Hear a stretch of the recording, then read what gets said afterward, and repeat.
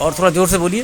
हाँ। और यहाँ उपस्थित भिक्षु संघ कुछ घंटे पारी वहाँ ठहरो और कुछ घंटे सुबह डॉक्टर सुबह और उपस्थित उपासक संघ आज के पूर्णिमा और बोधिसत्व सदगुरु कबीर साहब का जन्म 649वां जन्म दिवस है। उसके अवसर पर हम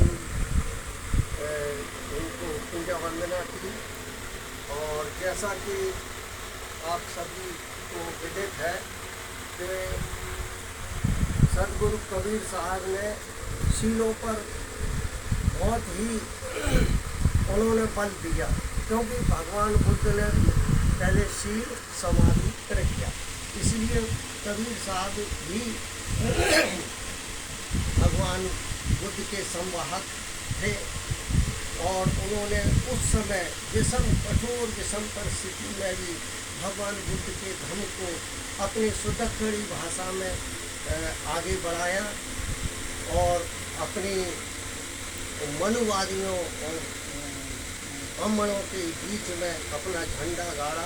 जैसे कि उन्होंने बोला, शील गुण सबसे बड़ा सब रत्नों की खान, जब आवे शील धन संतोष धन सब धन। तो उनके बारे में जितना कहें उतना कम है, क्योंकि उस समय उनके साथ घनश्याम बोली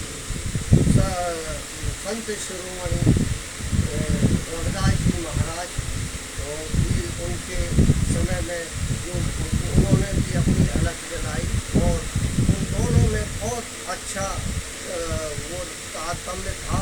और उन्होंने उस समय भगवान बुद्ध के संदेश को सभी समाज में उन्होंने अपने डंका और अपनी बात को मनवाई।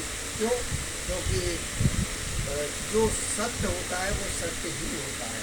और भगवान बुद्ध की जो विपश्यना साधना थी, वो जो ध्यान सती जिसको बोलते हैं, वो उन्होंने उस समय भगवान एक्चुअली में सही पूछा जाए तो भगवान बुद्ध का आर्य अष्टांगिक मार्ग जो है उसको ही उन्होंने प्रैक्टिकली ध्यान को सत्य के रूप में सबको दिया और अपने कृत्यों से अपना समाज में एक तरह से उन्होंने तो सच्चाई का संदेश दिया, लेकिन उस समय वो चमत्कार के रूप में बदल गया, जो कि उस समय जो लोगों को मनुवादियों को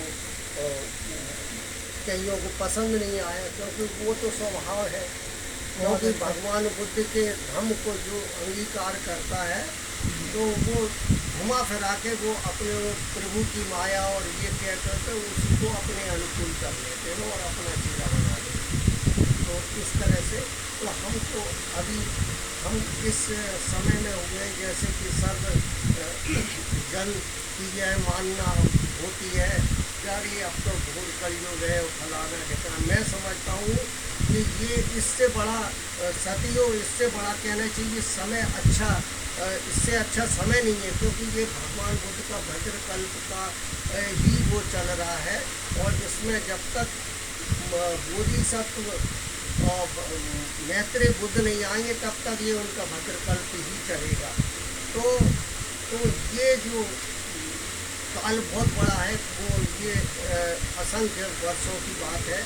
लेकिन ये जो है भगवान बुद्ध ने कहा, मैंने जो आप लोगों को जो दिया है, जो कुछ भी दिया है वो इसलिए मैंने कहा, इसलिए मत मानो। मैंने जो कहा बिल्कुल मत मानो, लेकिन मैंने जो कहा है उसको यदि अपनी अनुभूति में खुद करके देखो, खुद उस पर चल के देखो तो अपने आप लगे तो मान लेना, नहीं लगे तो मत मान ले। लेकिन जो इस पर ये मानने का धर्म नहीं है, ये धर्म जानने का है।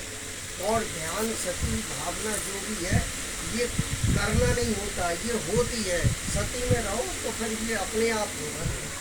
तो ये जो इतनी सी बात है, तो हमको इस भगवान बुद्ध के मार्ग में उनको समझना है।